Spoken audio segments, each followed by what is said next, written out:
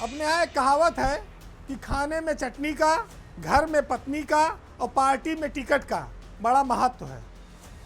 ये बात सही भी है कि वो दो मामले तो आपके निजी हैं, लेकिन जो तीसरा सार्वजनिक जीवन का मामला है, राजनीति में अगर आप कर रहे हैं तो आपको जब तक टिकट नहीं मिलता है तब तक आप बड़े नेता नहीं बनेंगे, ना एमपी एमएलए बन पाएंगे।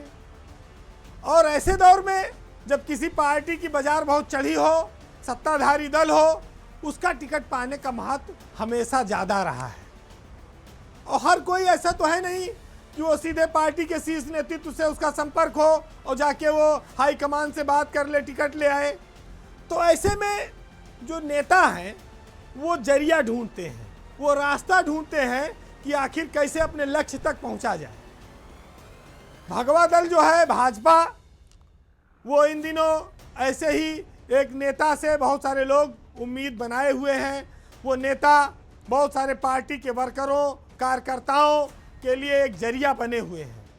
वो सरकार में मंत्री हैं, उनकी विभाग की गाड़ियां भले खटारा हो, बहुत तेल पीती हो, सुस्त चलती हो, लेकिन मंत्री जी की रफ्तार में कोई कमी नहीं है। उनका कहते हैं कि लखनऊ से लेकर दिल्ली तक हार्ट लाइन पे सीधा कनेक्शन है। वो नेता हैं दयाशंकर सिंह, उत्तर प्रदेश के परिवहन मंत्री हैं दयाशंकर सिंह, जो इन दिनों फिर से चर्चा में हैं। दयाशंकर सिंह भाजपा में एक संकट मोचक नेता के तौर पर अपनी पहचान बना रहे हैं और दूसरे दलों के लोगों को बात करके अपने यहाँ लाने में भी उनको काफ़ी कामयाबियाँ मिली हैं। यही वजह थी कि एक समय ऐसा आया लोकसभा चुनाव के दौरान कि उनको पार्टी ने ज्वाइनिंग कमेटी का चेयरमैन बनाया कि जो लोग पार्टी में लाना है वो दयाशंकर सिंह के थ्रू लाए जाएंगे।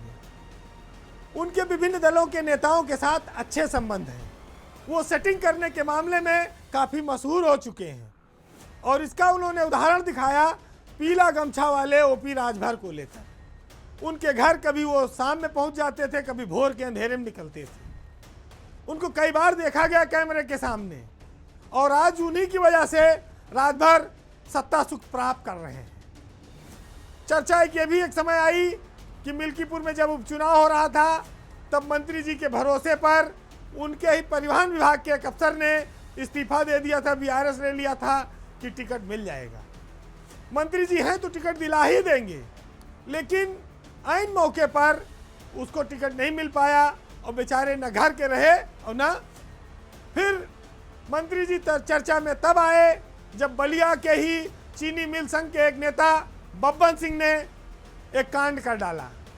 बब्बन सिंह का वीडियो बहुत वायरल हुआ, एक महिला के साथ डांस करते हुए, जिसमें उन्होंने आरोप लगाया कि वहीं की एक विधायक हैं जो उनके खिलाफ पड़ी हुई है, वो टिकट के दावेदार हैं। दयाशंकर सिंह उनको टिकट दिलाने में लगे हुए थे।